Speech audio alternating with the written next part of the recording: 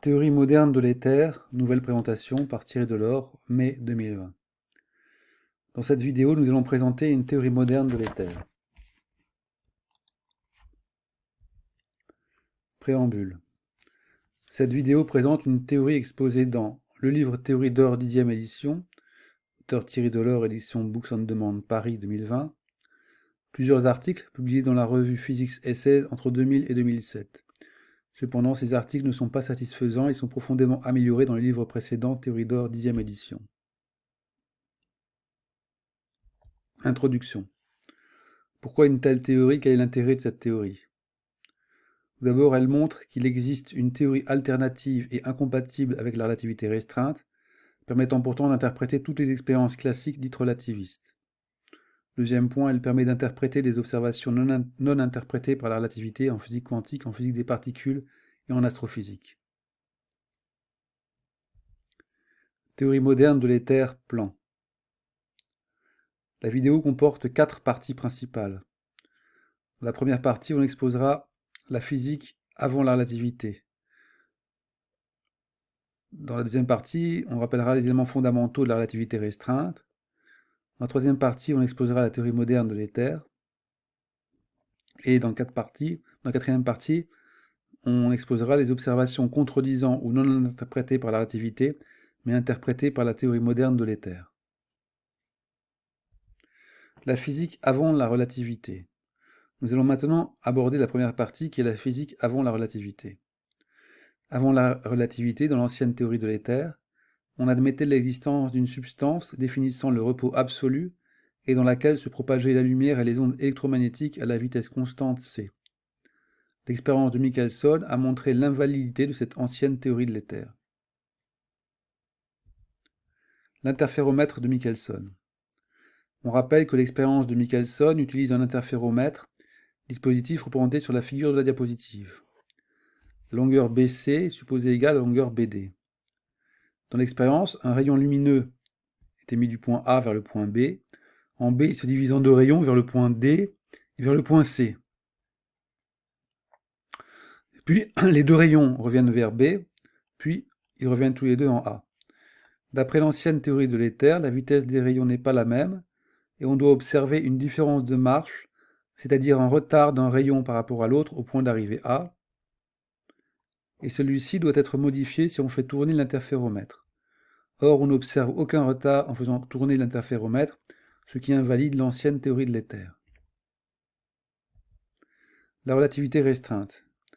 Nous allons maintenant aborder la deuxième partie. Ce sont les éléments fondamentaux de la relativité restreinte. Dans la relativité restreinte, il existe un concept fondamental qui est celui de référentiel inertiel. En général, on considère toujours le cas de deux référentiels inertiels R et R' comme illustrés sur la figure 2. Cependant, R et R' étant des référentiels inertiels quelconques, quitte à modifier les axes et l'origine, on pourra toujours se ramener au cas de la figure 2. On remarque que dans le cas de la figure 2, les axes de R et R' sont respectivement parallèles, et que de plus à t égale t' égale 0, O et O' coïncident. De plus, les axes OX et O'X' coïncident, et R' est animé d'une vitesse v constante, dont la direction est suivant OX et O'X'. Principe de relativité. La relativité est basée sur un principe fondamental, aussi appelé principe de la relativité restreinte ou principe de relativité. Celui-ci est le suivant. Les lois physiques s'expriment de la même façon dans tous les référentiels inertiels qu'on a introduits précédemment. Une conséquence de ce principe est la transformation entre les coordonnées des référentiels inertiels particuliers R et R', introduits dans la figure 2 de la diapositive précédente. Ces transformations sont écrites ici, donc entre R et R', la figure 2 précédente. X' égale x moins vt divisé par c au carré, le tout divisé par racine de 1 moins v au carré sur c au carré. Y' égale y, z' égale z. T' égale t moins vx sur c2, le tout divisé par racine de 1 moins v au carré sur c au carré. Ces transformations sont appelées transformations de Lorentz, du nom de celui qui les a découvertes. Loi dynamique dans les référentiels inertiels. La deuxième conséquence du principe de relativité est l'expression des lois dynamiques valides exprimées dans tout référentiel inertiel.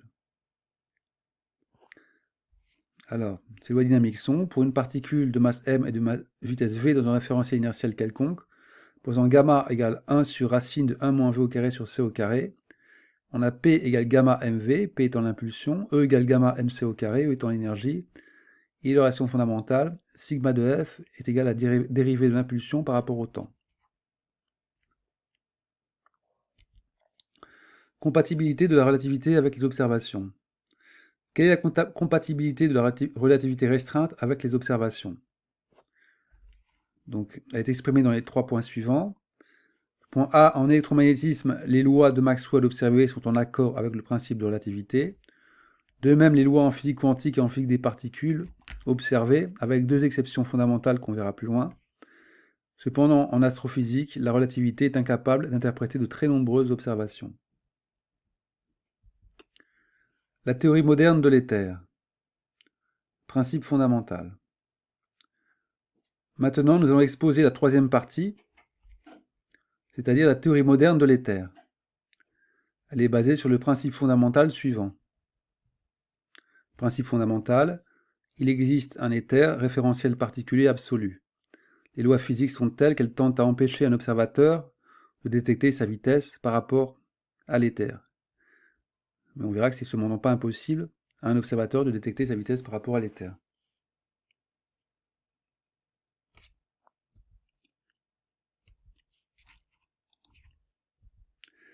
Les contractions spatiales et temporelles.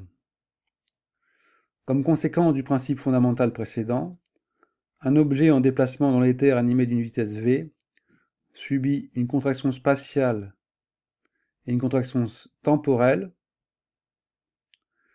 du facteur c de v égale racine de 1 moins v au carré sur c au carré.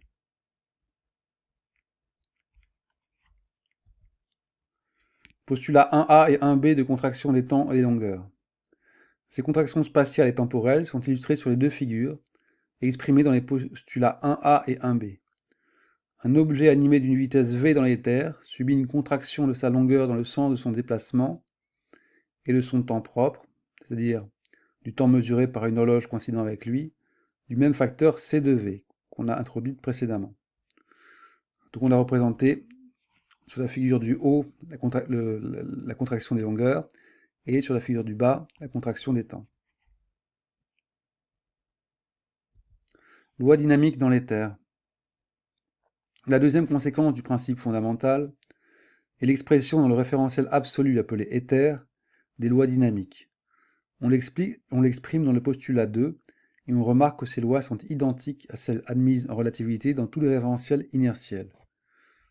Donc ces lois sont écrites ici. Pour une particule de masse m et de vitesse v dans l'éther, posant gamma égale 1 sur racine de moins 1 moins v au carré sur c au carré, on a P égale gamma mv, P étant l'impulsion, E égale gamma mc au carré, et sigma de f est égal à la dérivée de l'impulsion par rapport au temps. Donc ces lois sont valides dans le référentiel absolu appelé éther. Transformation éther galiléen. La conséquence des postulats de contraction 1a et 1b est l'expression des transformations entre les coordonnées de l'éther et celles de référentiels fondamentaux appelés référentiels galiléens. On définit un référentiel galiléen comme un référentiel en translation rectiligne par rapport à l'éther, et tel que deux événements simultanés dans ce référentiel galiléen le sont aussi dans l'éther. Sur la figure, on a représenté un référentiel galiléen R' particulier, R étant le référentiel absolu, c'est-à-dire l'éther. Quitte à modifier les axes, on pourra toujours se ramener à ce cas. Remarque que les axes de R et R' sont respectivement parallèles, que les axes OX et O'X' coïncident, et que R' est animé d'une vitesse v constante direction OX ou O'X'. D'après les postulats de contraction des longueurs et des temps, on obtient les transformations qu'on a écrites ici. X' égale x moins vt, le tout divisé par racine de 1 moins v au carré sur c au carré. Y' égale y, z' égale z, t' égale t racine de 1 moins v au carré sur c au carré. On peut alors définir un référentiel de Lorentz R seconde associé à R' de la façon suivante. Donc, on pourra définir un référentiel fondamental R seconde qu'on appellera référentiel de Lorentz associé à un référentiel galiléen R'. Pour cela, on retarde en tout point P' de R', l'horloge de P, de ce facteur-là, Vx' sur C au carré, et on conserve les coordonnées spatiales de R'. On obtient donc les transformations entre les coordonnées de R' et celles de R seconde sont les suivantes. X seconde égale X', Y seconde égale Y', Z seconde égale Z', et T seconde égale T' moins Vx' sur C au carré. On obtient alors aisément les transformations entre R et R seconde, qui sont exactement les transformations de Lorentz introduites dans la partie précédente sur la relativité restreinte. C'est-à-dire donc x seconde égale x moins vt sur c au carré, le tout divisé par racine de 1 moins v au carré sur c au carré, y seconde égale y, z seconde égale z, et t seconde égale t moins vx sur c au carré, le tout divisé par racine de 1 moins v au carré sur c au carré. Postulat 3. On a aussi le dernier postulat fondamental, qui est le postulat 3. Comme conséquence du principe fondamental, on admet de la même façon qu'on a admis le postulat 2 des lois dynamiques, que les lois physiques dont on admet la validité dans tous les référentiels inertiels en relativité, équations de Maxwell, etc., sont vraies exprimées dans l'espace absolu éther dans la théorie moderne de l'éther. Interprétation de la théorie de l'éther. Les interprétations de la théorie moderne de l'éther, obtenues à partir des postulats précédents, sont d'une part l'expérience de Michelson, elle ne prévoit aucun délai, la théorie moderne de l'éther ne prévoit aucun retard entre les deux rayons considérés.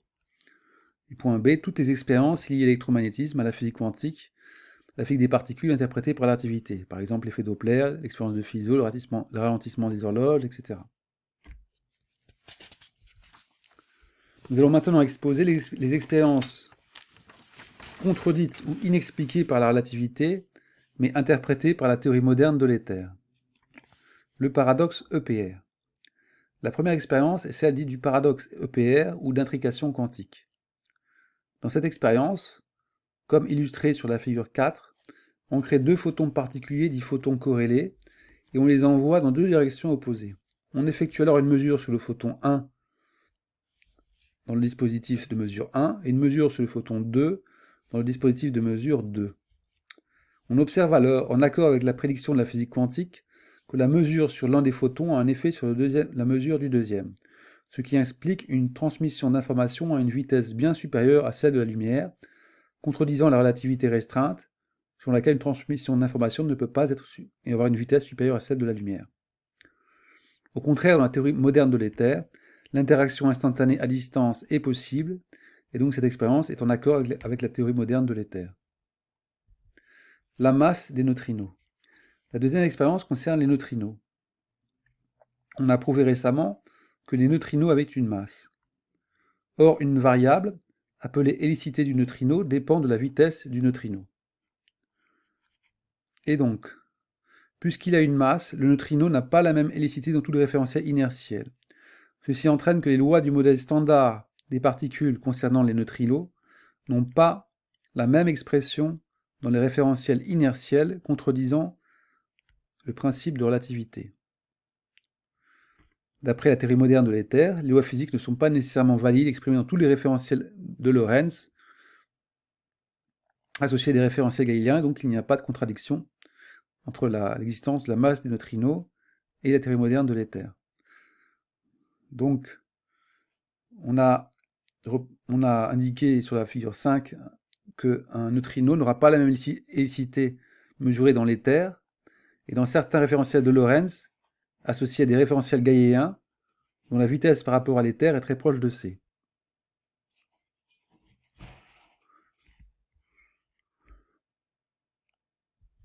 Cosmologie. Le troisième type d'observation est relatif à la cosmologie. La théorie de l'éther interprète les observations non interprétées par la relativité liées à la matière sombre, à l'énergie sombre et à l'expansion de l'univers, inflation, etc. Ces observations et leur interprétation sont exposées dans un article et dans un livre, dont on aura plus loin, à la fin du cours, les références. Conclusion. En conclusion, la théorie moderne de l'éther est incompatible avec la relativité restreinte sur de nombreux points. existence d'un référentiel particulier, interaction instantanée à distance possible, etc. Point B, elle interprète pourtant toutes les expériences relativistes classiques et aussi certaines non interprétées par la relativité restreinte. Référence A, nous allons maintenant donner les sources de cet exposé de la théorie moderne de l'éther. Dans ces sources, on pourra lire la théorie moderne de l'éther complète. Donc, la théorie moderne de l'éther est exposée dans le livre Théorie d'or, 10e édition, auteur Thierry Delors, édition Books on Demand Paris, 2020. Ce livre contient aussi une partie correspondant à la réalité générale et la cosmologie. La deuxième partie, relative à la cosmologie, est exposée dans l'article Theory of Dark Matter and Dark Energy par Thierry Delors, Applied Physics Research, volume 10, numéro 5, 2018. Vous pourrez aussi consulter les sites internet archives, HAL et Vixra, ResearchGate. Référence B. La partie relative à la cosmologie est aussi présentée dans une vidéo YouTube, Théorie de l'éther et cosmologie, auteur Thierry Delors. Le livre Théorie d'or, 10e édition, peut être commandé sur les sites d'Amazon, de Books on Demand, www.bod.fr/librairie/ et www.théoriedor.com. Ce cours est maintenant terminé et nous espérons qu'il vous a intéressé.